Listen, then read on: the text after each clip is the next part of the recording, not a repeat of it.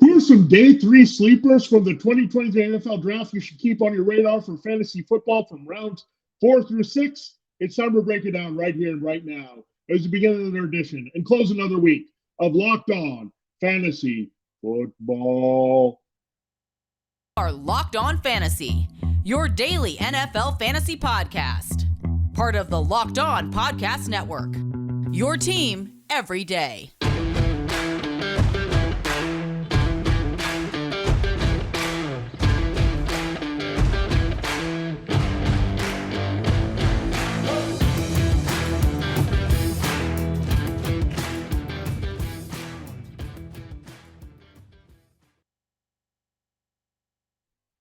Greetings, everyone, and welcome to another edition of the Locked On Fantasy Football Podcast. As usual, I'm your host, Vinnie Iyer. When I'm not doing this, I'm writing about NFL and fantasy football for sportingnews.com. Come to the site. I've got a new mock draft up. We'll have a final mock draft there next Thursday, less than a week away now from the first round of the 2023 NFL Draft, April 27th, live from Kansas City. We'll have some great coverage here on the network that I'll tell you about more here on Locked On. Thanks for making Locked On Fantasy Football your first listen today. We are free and available wherever you get your podcast. Subscribe and follow for free. We're part of the Locked On Podcast Network, your team every day. And a special shout out to the everydayers. You know who you are. You check out our show every time we put one up here throughout the week. So we're really thankful to you. And hopefully, if you're new to this podcast, you'll join that everydayer club as well. I also have to tell you, this episode of Locked On Fantasy Football is brought to you by HelloFresh. Yes, I'm a big believer in HelloFresh. Get that for my weekly meals. Skip trips to the grocery store and count on HelloFresh to make home cooking easy, fun, and affordable. Really, so many delicious things you can pick from. That's why it's America's #1 meal kit. Go to HelloFresh.com/NFL60 and use the promo code NFL60. That's NFL lowercase, the number 60 for 60% off plus free shipping. I guarantee you'll love it. It's cooking made easy, fun, and absolutely delicious.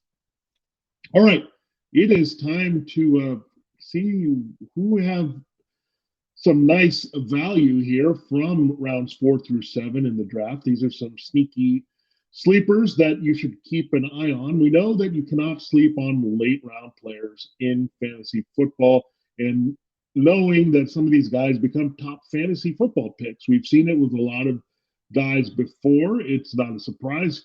Keep in mind, Mr. Irrelevant, Brock Purdy, had fantasy football value down the stretch. That was the final pick of the 2022 draft. He came through well for the 49ers and produced a quarterback, putting up consistent numbers there with multiple touchdowns. So you never know where that production is going to come from. And that was the unlikely source. We're not going to look at any quarterbacks from this year's class because most of them are developmental. And remember, Brock Purdy had a lot of things lined up with Trey Lance and Jimmy Garoppolo's injury to be effective. Now, these guys we're going to talk about in depth.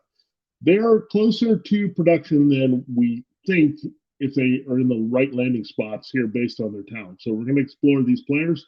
I have several that I've picked out here. So we've excluded quarterbacks. We've excluded guys that might be return men and of deep depth players here on teams. And these are guys that may be close to having key roles should there be an injury or a role develop for them sooner rather than later on their teams, even if it's not as a rookie. All right, with that explanation out of the way, let's dive right into the players, shall we? Tavion Thomas, running back out of Utah, big time career at Utah, just was very productive, really carried that offense there. So, okay, Kyle Whittingham, they're all about the power running game here. So 6'0", 237 pounds. The Chicago Bears are my team listed for him. I don't think went out and got Donta Foreman, and they also have the services of Khalil Herbert. But Tavion Thomas is a nice guy to look at. I have him going 103 overall, so very early, the first pick, in fact, of the 4th round. So that's kind of his value. But a power back, very productive for the Utes in college. Can finish well in the red zone. Pretty complete back here. I don't think there's anything super dynamic about it, but there's a little bit of comparison to a guy that went from another Utah school, Tyler Algier, and we saw what happened with him with the Falcons as he got a key role with Cordell Patterson in that backfield. So someone to look at there. Falcons could also put him on the radar there because of similarities. But Tavion Thomas, again, I like the history of production.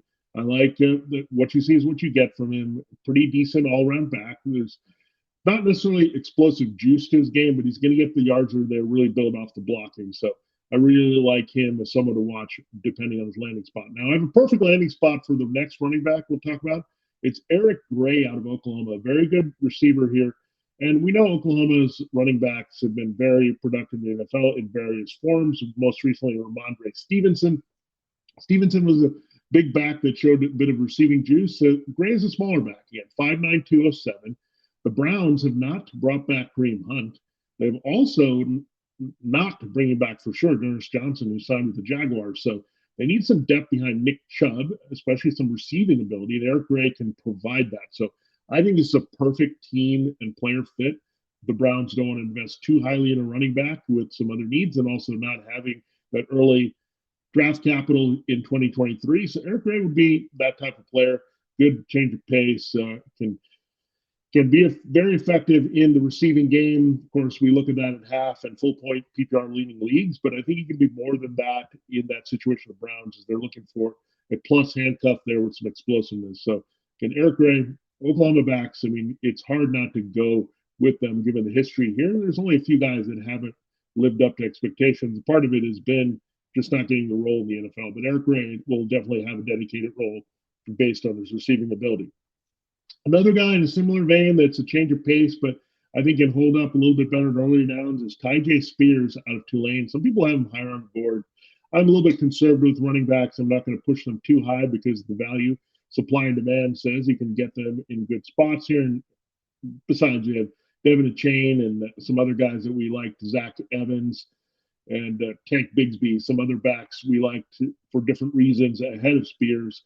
And we talked about them and breaking down the day two sleepers. But Spears, I think you're a good fit with the Saints as a replacement potentially for Alvin Kamara. Kamara may be facing some legal troubles getting up there in age, slowing down a little bit with the durability. So right there, Tulane in New Orleans would make some sense here, but that's the type of back as well. So I think Spears is a little bit more early down, capable than Eric Gray, maybe not as explosive as a pure receiver, an open field threat, but I do like Tyjae Spears as a back as well. These guys are pretty close to me. Thomas, Gray, and Spears, they just do different things well. Thomas more of the complete back, Gray more the receiver, Spears receiving forward, but also very capable of being out there on early downs as well. So little different packages there from these three backs. But Spears, I think, in the right system, in that Sproles role, so to speak, that Alvin Kamara, maybe more expanded in that. I mean, that's what Kamara's role pretty much is. It's Sproles' role taken to a supersized level here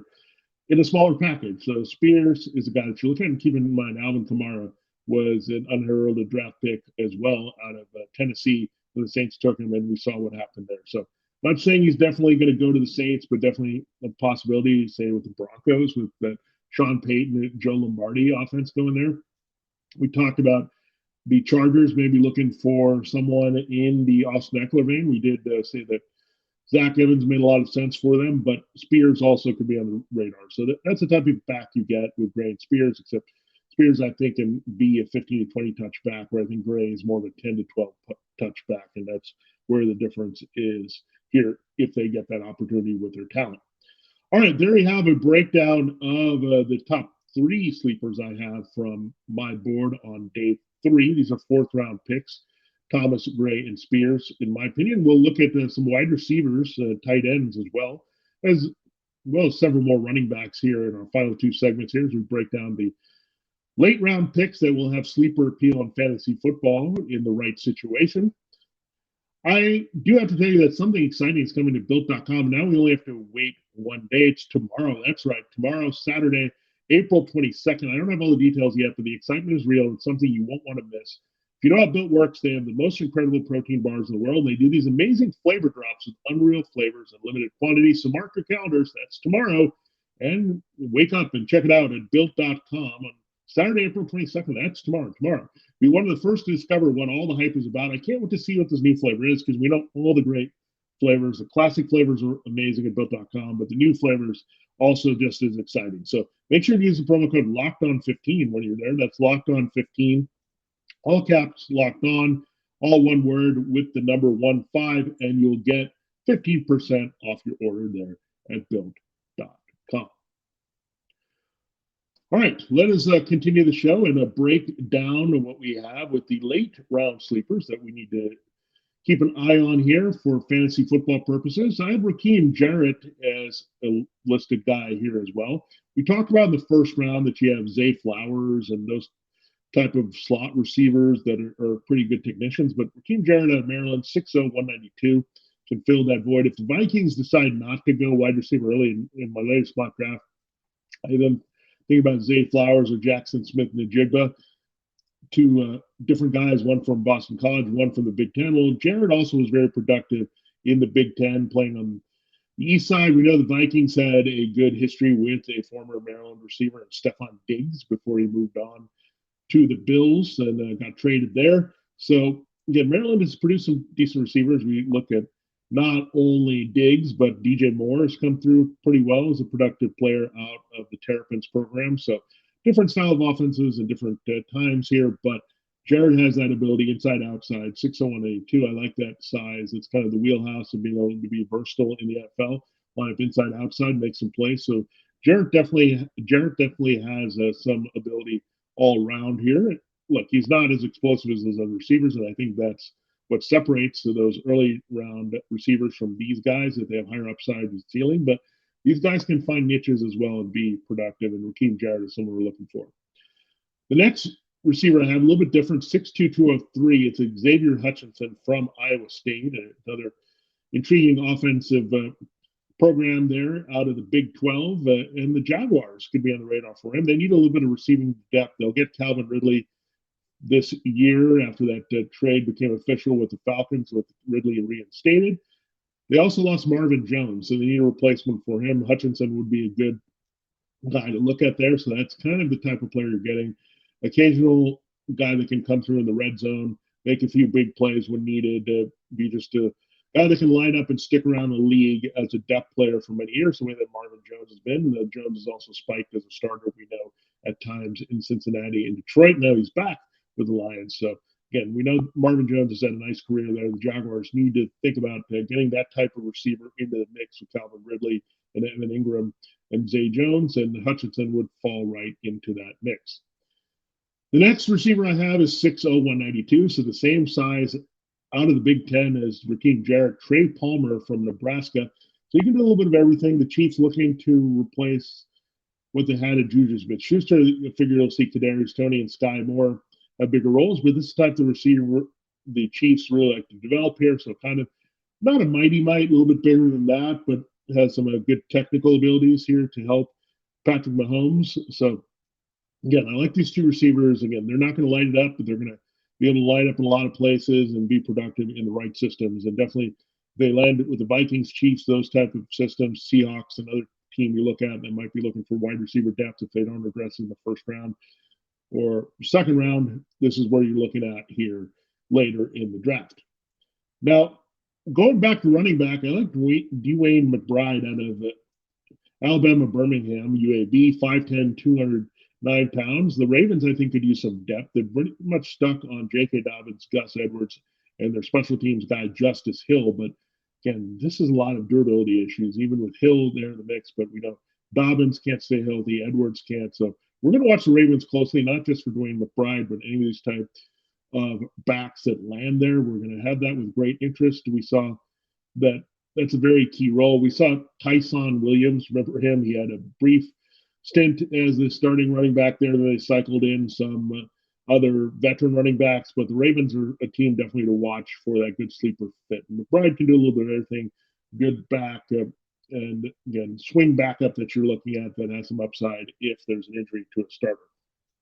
All right.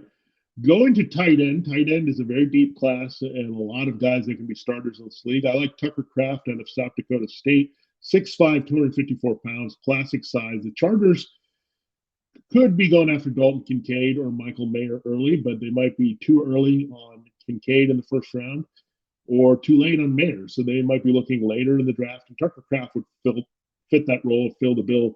However you look at it, with the Chargers, they do have Gerald Everett, but can move on from him pretty easily. They need to think about that and develop a young tight end that can really grow with Justin Herbert as he gets his new contract as well. So they'll be limited in what they can afford at luxury offensive skill spots. So Tucker Kraft would fill that void here. Good all-around classic tight end at 6'5", 254 that can really develop into something pretty solid as a starter for the Chargers. I like Tyler Scott out of Cincinnati as well, 5'10", 177 pounds, a good depth receiver potentially for the Giants. I think they're comfortable with that size receiver when you look at Darius Slayton, Sterling Shepard, those type that fit the offense. A little bit of Khalil Shakir in him, and we know that the Bills had him there for Brian Dable. So again, Tyler Scott, also a little bit of Hill there, Tyreek Hill, so a little bit of mix of those two receivers in him in terms of the size, the way you can use them in the route tree. So I have him go to the Giants at 128 overall. Someone we'll need to look at. But Tyler Scott, another receiver out of that Bearcats program there that can be productive. We know he played well with Desmond Ridder and Alec Pierce last year. So coming into the draft, a good spot for him to kind of stand alone a little bit in that offense. And he did that, even though the Bearcats struggled overall after losing all that talent. All right. And finally, the last player we'll talk about, going back to running back in this part of the show, Sean Tucker of Syracuse here, 5'9", 207 pounds.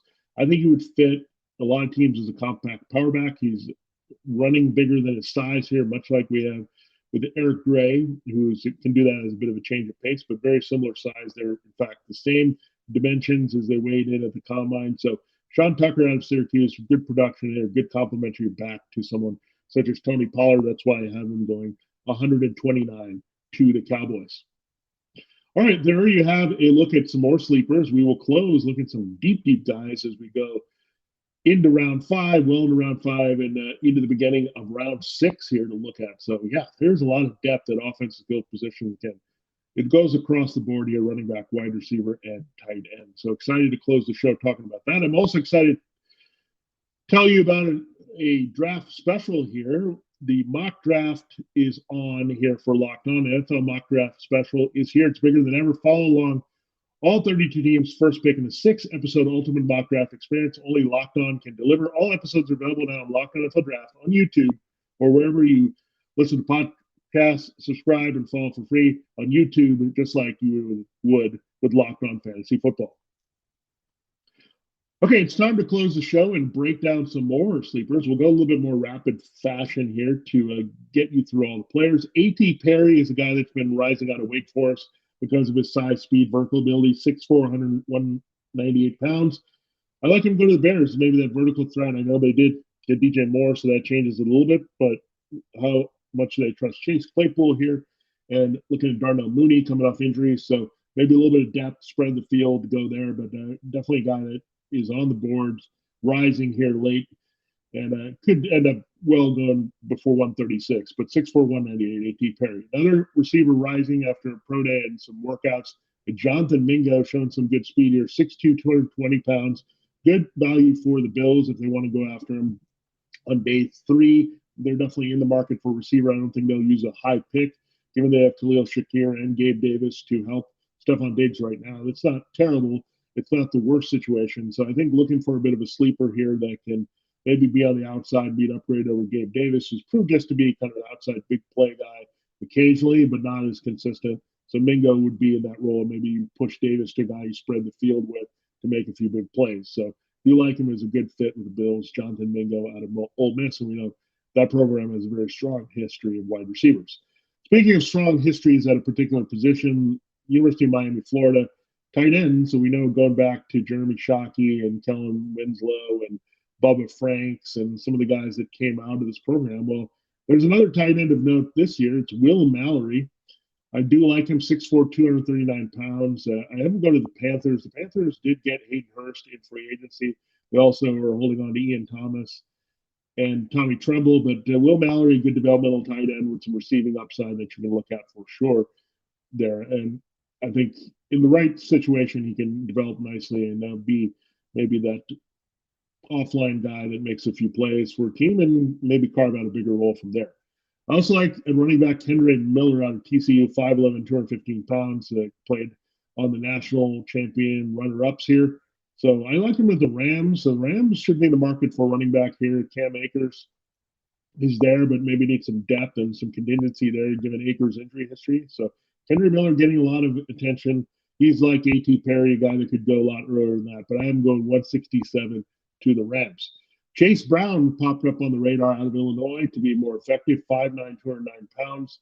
I maybe as a fit for the Giants as an upgrade maybe over Matt Breida, as they have to have some contingency here for Saquon Barkley, given the franchise tag situation, the unhappy contract there. So something to look at there with the Giants that Chase Brown would be a good fit there, but really a third back, change of pace, but it can also hold up the way that Breida can, or early downs if needed to be a straight up handcuff backup.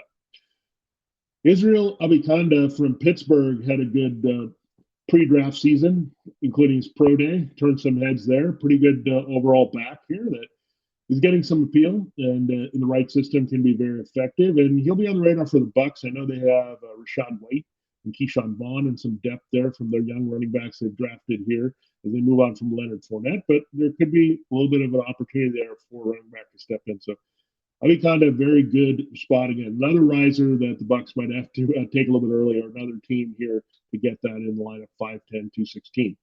And finally, the Bucs are on the clock again at 179. So I have this player going to them. They need some depth at wide receiver, but it may be a bit of a luxury to go after that behind Mike Evans and Chris Godwin earlier. So you definitely look at it as a potential later in the draft here with Antoine Green out of North Carolina, 6'2", 199. We had his teammate Josh Downs be attached to the Jets earlier. He's more of an open field change pace guy. Well, here you look at Antoine Green, 6'2", 199, more of the size guy that you can put on the outside. So that would make sense for teams such as the Buccaneers that essentially have their number two being a key slot guy, and Chris Godwin needs some potential on the outside here. A little bit of Rashad Perriman in him, and Perriman had those moments a few years ago, Jameis Winston helping Evans and Godwin. So looking at Antoine Green having good value with the Bucs and any other team as an outside number three they're playing off different guys. The Chargers also make sense given Keenan Allen can play the slot as well as the Seahawks as an option for them if, again, those teams do not address wide receiver early in the draft. All right, those are some sleepers that you have to look at. We got through a lot, right? This class is pretty deep in offensive skill players and guys that we're going to look at. So I think I always look at every class as being deep. It's just about the right fits, the talents working well in an offense, and a role that's comfortable to them. And there's always a chance for that role to expand. And these are some players that we're going to watch for that.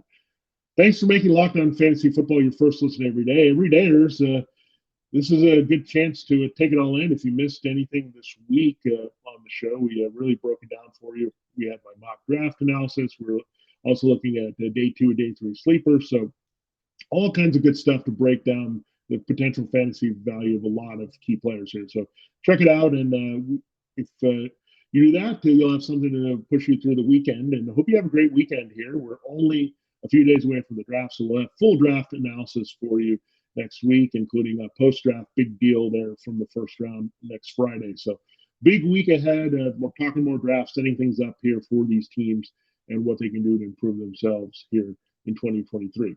For Locked On Fantasy Football, for our continued look at the 2023 NFL Draft, this has been Vinnie Iyer. Have an awesome weekend. We'll see you on the flip on draft week on Monday.